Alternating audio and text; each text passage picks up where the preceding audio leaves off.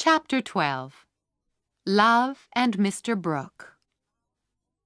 When Beth woke from her long sleep, she looked into her mother's face and smiled.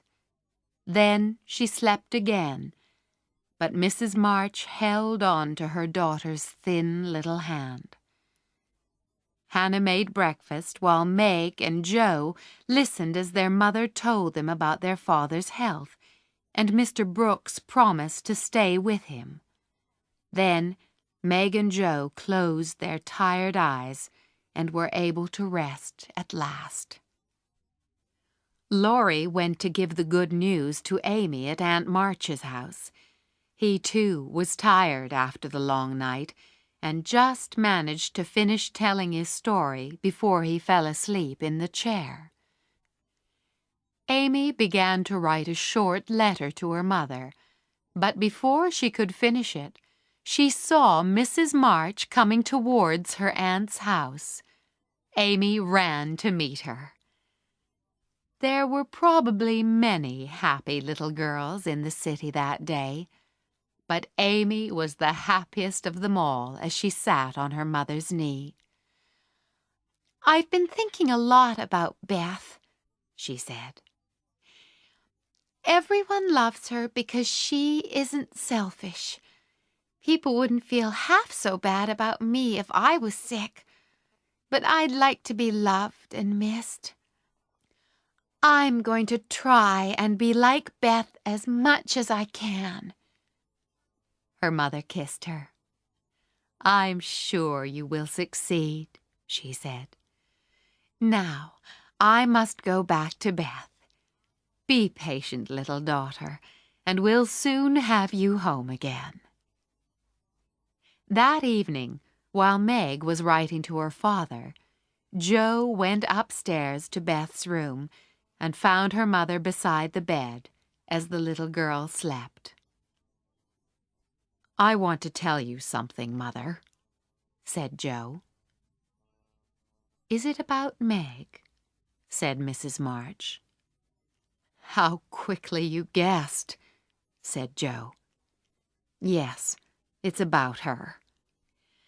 Last summer, Meg lost one of her gloves at the Lawrences' picnic, and later Laurie told me that Mr. Brooke had it and kept it in his coat pocket. It fell out once, and Laurie saw it. Mr. Brooke told Laurie that he liked Meg, but was afraid to tell her because she was so young and he was so poor. Isn't it all awful?" "Do you think Meg likes and cares about him?" asked Mrs. March, with a worried look. "I don't know anything about love," said Jo. "Do you think she's not interested in John?" said Mrs. March. "Who?" said Jo, staring. "Mr. Brooke," said her mother. "I call him John because we became good friends at the hospital." "Oh, dear," said Jo. "He's been good to Father, and now you'll let Meg marry him if she wants to." "My dear, don't be angry," said Mrs. March. "John told us quite honestly that he loved Meg, but said he would earn enough money for a comfortable home before he asked her to marry him. He wants very much to make her love him if he can. He's an excellent young man, but your father and I will not agree to Meg marrying before she is 20. "I want her to marry Laurie and be rich," said Jo. "I'm afraid Laurie isn't grown up enough for Meg," said Mrs. March. "Don't make plans, Jo. Let time and their own hearts bring your friends together." Meg came in with the letter for her father. "Beautifully written, my dear," said her mother, looking at the letter. "Please add that I send my love to John." "Do you call him John?" said Meg, smiling. "Yes, he's been like a son to us, and we are very fond of him," said Mrs. March, watching her daughter closely. "I'm glad of that, because he's so lonely," was Meg's quiet answer. "Good night, Mother dear." Mrs. March kissed her gently. She does not love John yet, she thought, but she will soon learn to.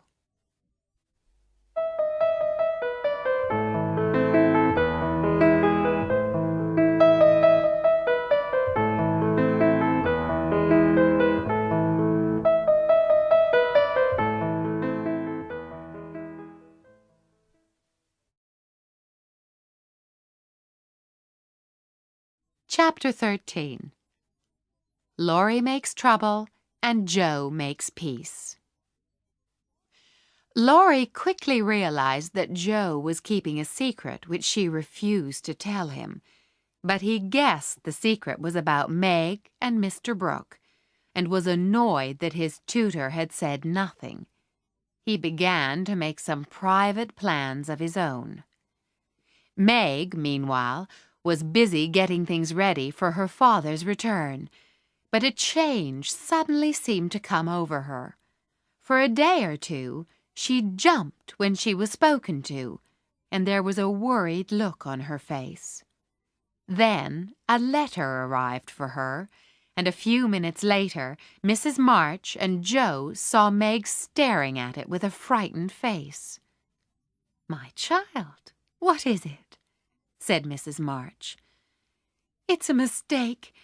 He didn't send it. Jo, how could you do it?"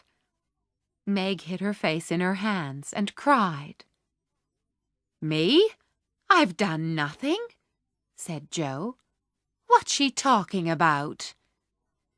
Meg pulled another letter from her pocket and threw it at Jo. "You wrote it, and that bad boy helped you. How could you be so cruel and mean to us both?" Jo and her mother read the letter which had been in Meg's pocket. "My dearest Meg, I can no longer hide my love for you, and must know your answer before I return. I cannot tell your parents yet, but I think they will agree if they know that we love one another. Mr. Lawrence will help me find a good job, and then, my sweet girl, you will make me happy. Say nothing to your family yet, but send a word of hope to me through Laurie. Your loving, John." "That terrible boy," said Jo. "I'll make him sorry." But her mother said, "Wait, Jo. Are you sure this is nothing to do with you?" "I never saw the letter before," said Jo. "But Mr. Brooke wouldn't write stupid things like that." "It's like his writing," said Meg unhappily, looking at the second letter in her hand. "Oh, Meg, you didn't answer it," said Mrs. March.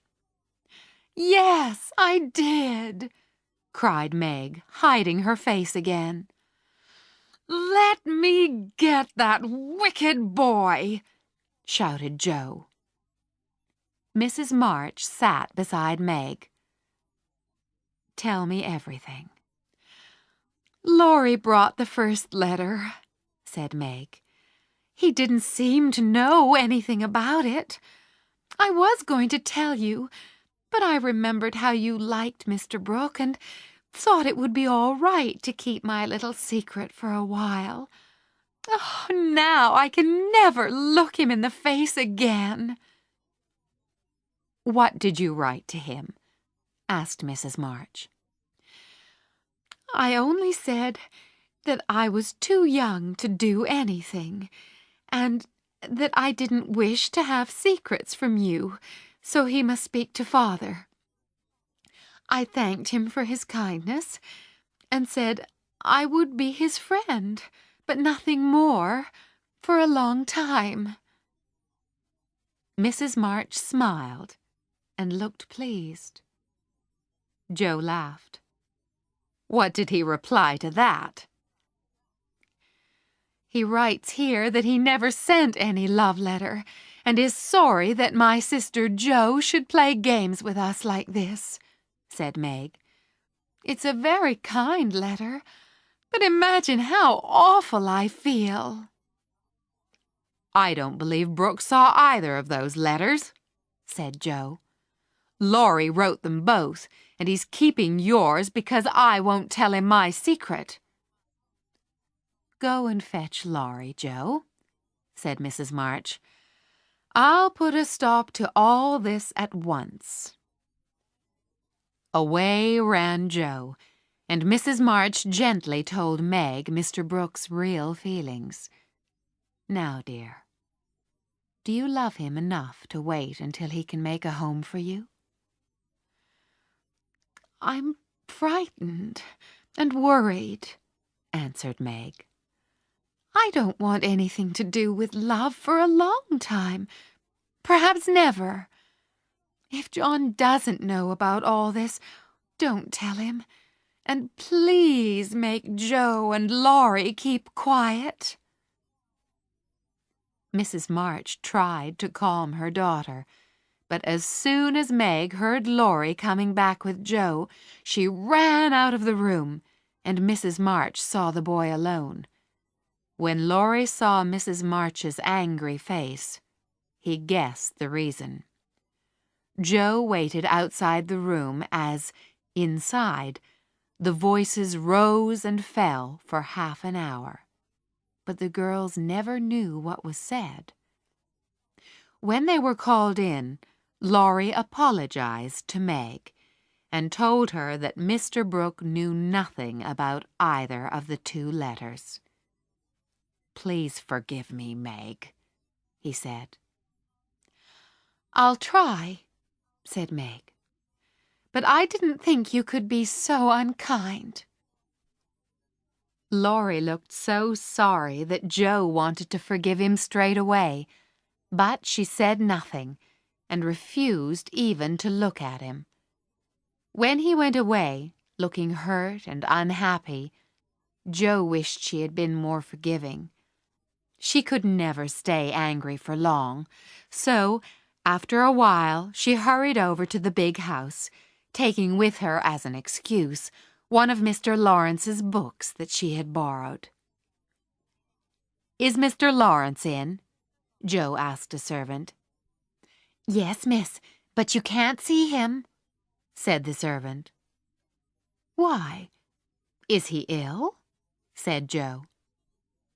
No, miss, but he's been arguing with Mr. Laurie. Where's Laurie? Said Jo. He's shut in his room, and he won't come out.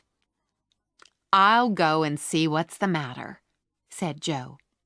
I'm not afraid of either of them. She went upstairs and knocked on Laurie's door. Stop that! Shouted Laurie. Jo immediately knocked again, and the door flew open. She stepped inside before Laurie could stop her.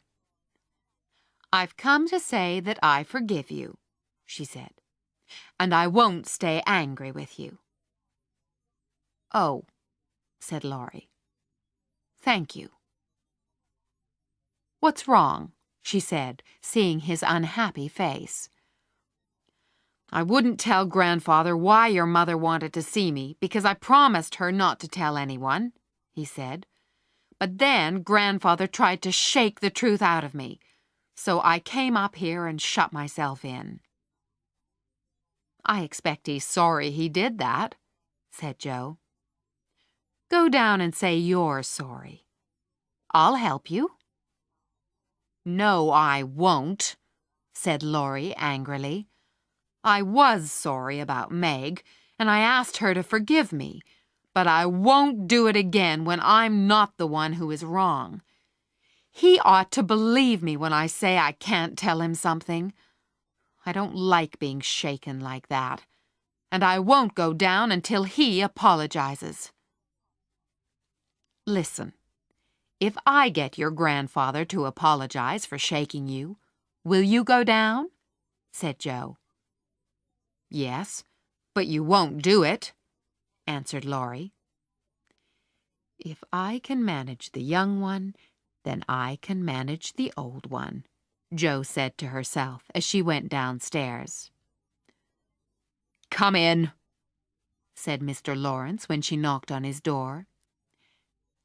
"It's me, sir," said Jo. "I'm returning a book." "Do you want any more?" said the old man, looking annoyed but trying not to show it. "Yes, please," said Jo, and she pretended to look for another book while Mr. Lawrence stared at her crossly. "What's that boy been doing?"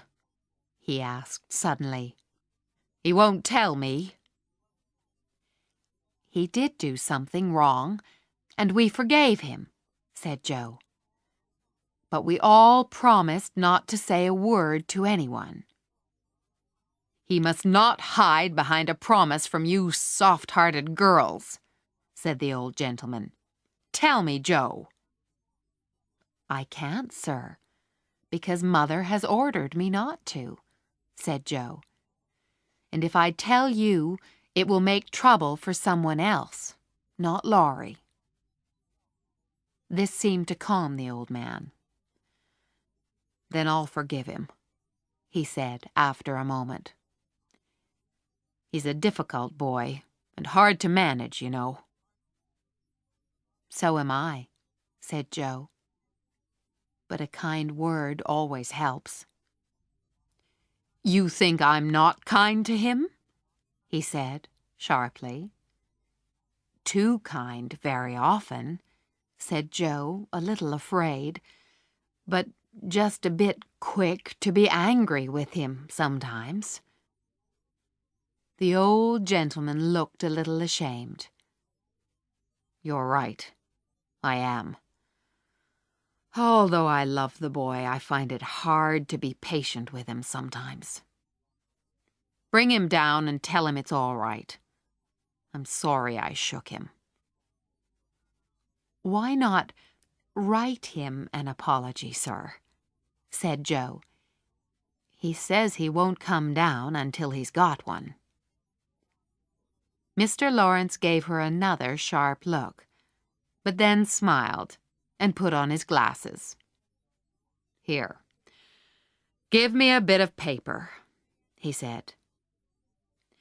The words were written, and Jo kissed the old man's cheek. Then she went upstairs and put the letter under Laurie's door, but he came out before she was gone. "Well done, Jo," he said. "Did he shout at you?" "No, he was quite calm," said Jo. "Now, go and eat your dinner. You'll both feel better after it." Everyone thought the matter was ended, but although others forgot it, Meg remembered. She never talked about Laurie's tutor, but she thought of him often and dreamed her dreams. And once, when Jo was looking for something in her sister's desk, she found a bit of paper with Mrs. John Brooke written on it, over and over again. "Oh, dear," said Jo.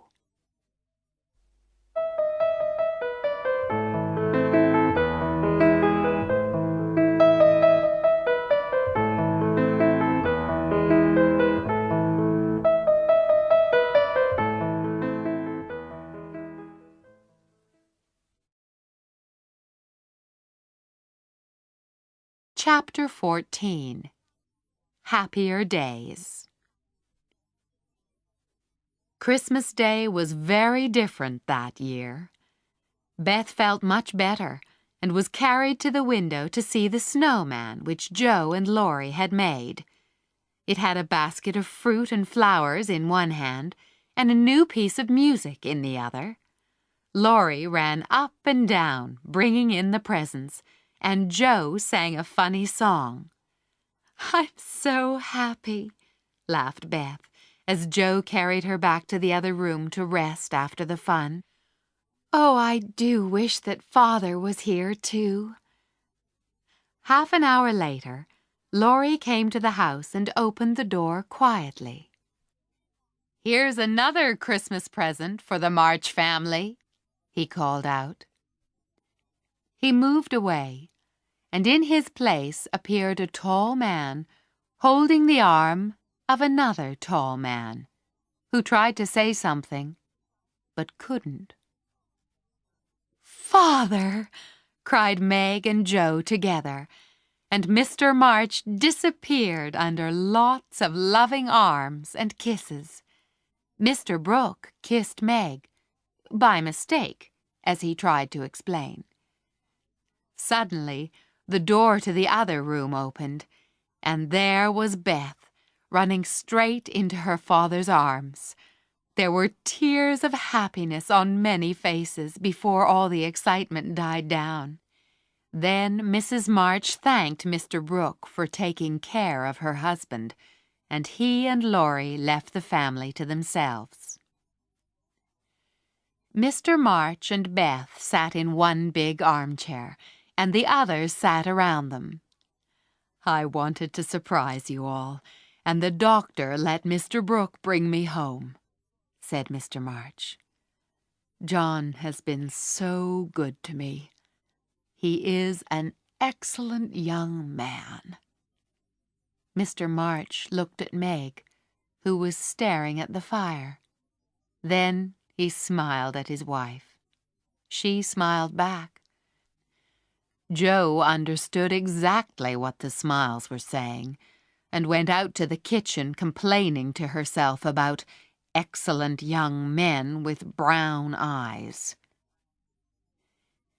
There never was a Christmas dinner like the one they had that day. Mr. Lawrence and his grandson ate with them, and so did Mr. Brooke.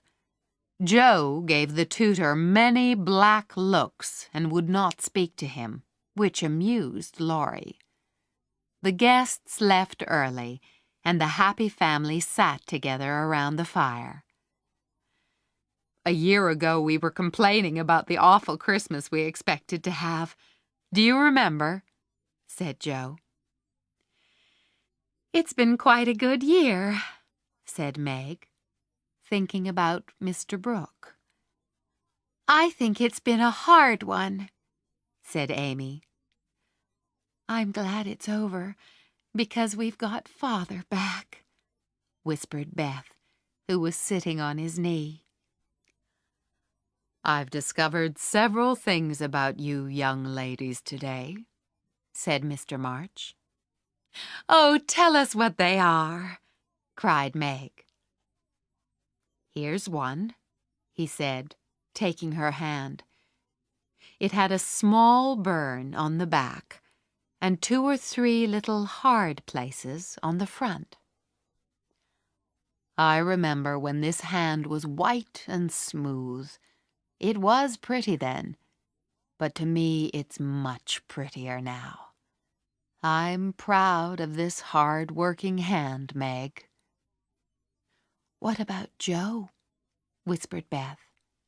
"She's tried so hard and has been very, very good to me." He smiled and looked at Jo sitting opposite. "Her hair may be short, but I see a young lady now. Her face is thin and white from worrying, but it has grown gentler. Perhaps I'll miss my wild girl, but I'm sure I'll love the warm-hearted woman who has taken her place." Jo's face was red in the firelight as she listened. "Now, Beth," said Amy. "She's not as shy as she used to be," said her father lovingly, and he held Beth close when he remembered how near they had come to losing her.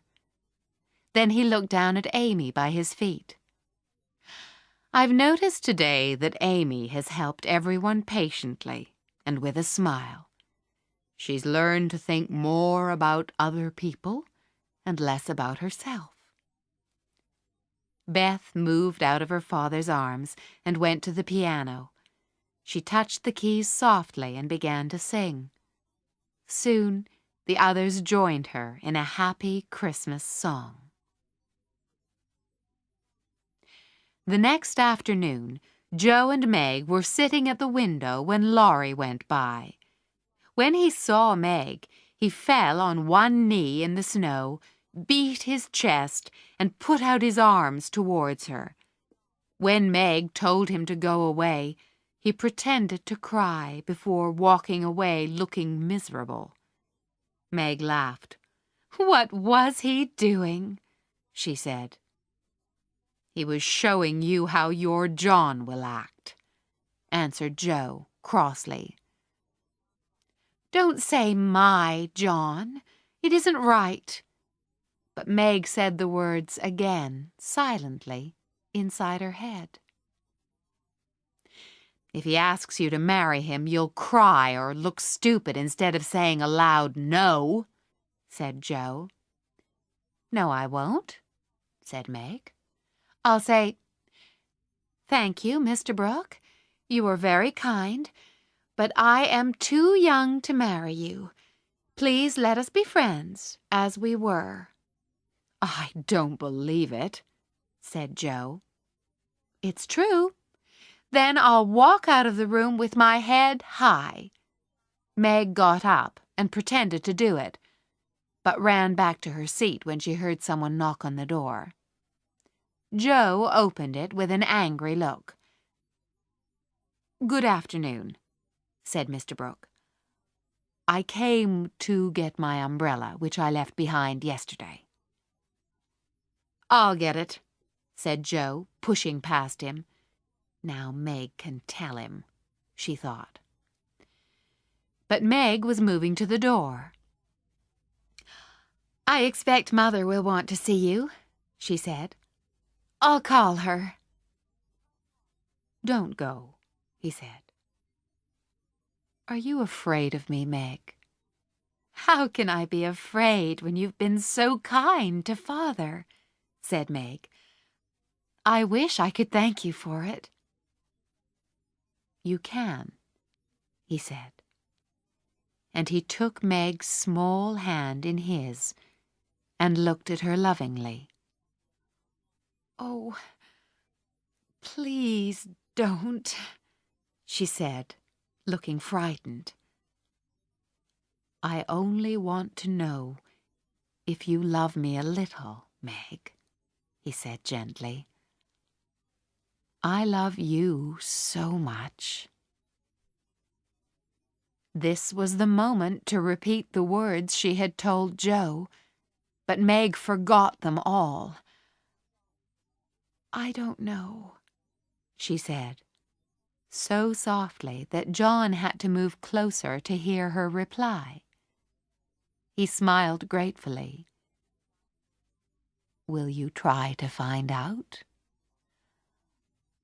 "I'm too young," she said, hesitating, but feeling her heart beating rather fast.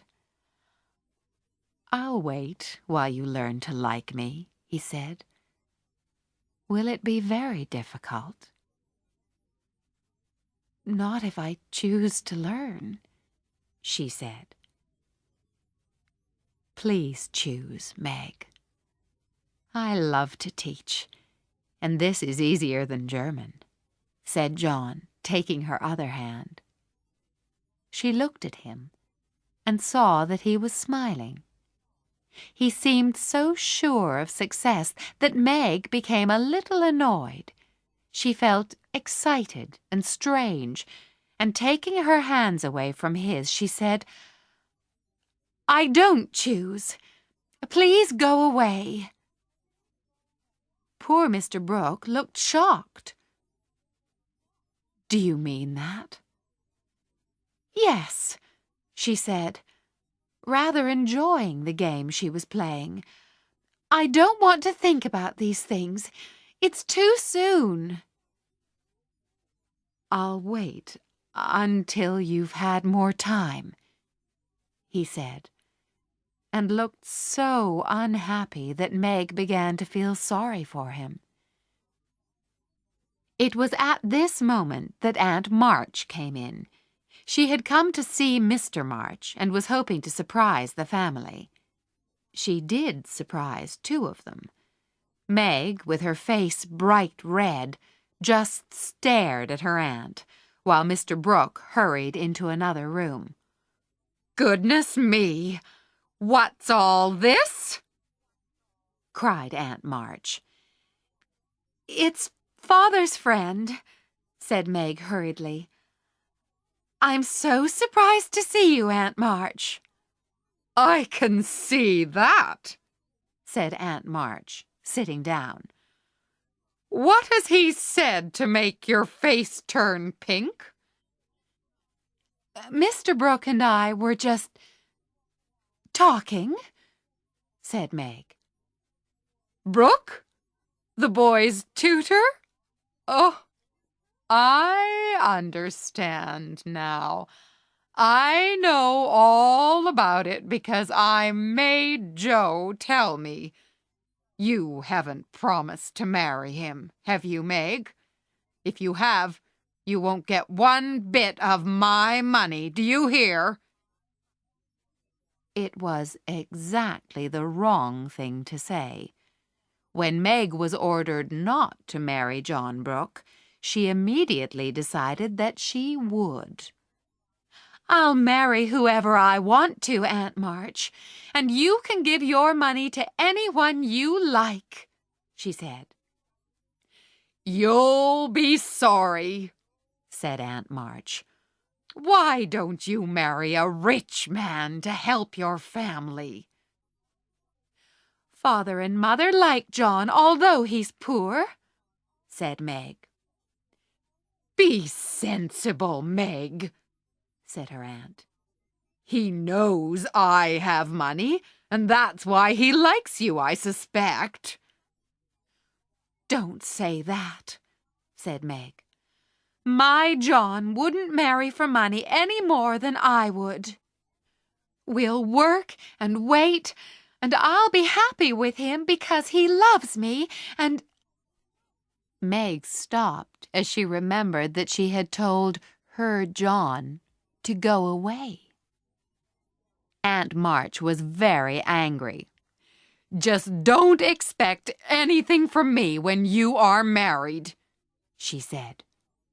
And she went out of the room, banging the door behind her.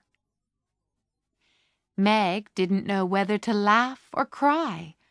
Before she could decide, Mr. Brooke came back in from the next room and put his arms around her. "Oh, Meg, I could hear your voices," he said. "Thank you for proving that you do love me a little." "I didn't know how much until she said those things about you," said Meg. "So I can stay and be happy," he said. "Yes, John," she whispered, and hid her face on John's chest. Joe returned and found them like that. Meg jumped and turned round, but John Brooke laughed and kissed the shocked Joe, saying, "Sister Joe, wish us luck?" Joe ran upstairs to find her parents.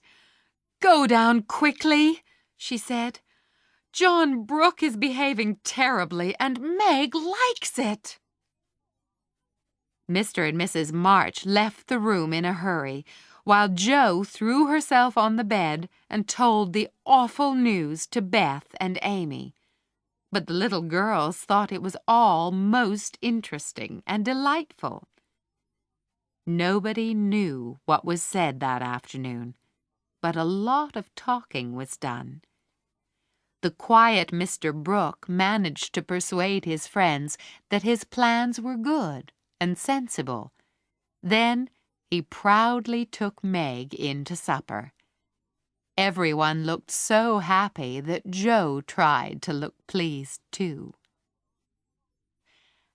After supper, Laurie arrived with some flowers for Mrs. John Brooke. Then he followed Jo into the corner of the room while the others went to welcome old Mr. Lawrence. "What's the matter, Jo?" said Laurie. "You don't look very happy." "Nothing will ever be the same again," said Jo sadly. "I've lost my dearest friend." "You've got me," said Laurie. "I'm not good for much, but I promise I'll always be your friend, Jo." "I know you will," answered Jo gratefully. "Then don't be sad," he said. "I'll be back from college in 3 years' time, and then we'll go abroad or on a nice trip somewhere. Wouldn't that cheer you up?" "Anything can happen in 3 years," said Jo. "That's true," said Laurie. "Don't you wish you knew what was going to happen?" "I don't think so," said Jo. "It may be something sad, and everyone looks so happy now." As she spoke, she looked round the room, and her face brightened at the sight. Father and Mother sat happily together. Amy was drawing a picture of Meg and John, who were looking lovingly at each other. Beth lay on the floor, talking to her old friend, Mr. Lawrence. Jo sat in her favorite chair with a serious, quiet look on her face. Laurie smiled at her in the long mirror that was opposite them both, and Jo smiled back.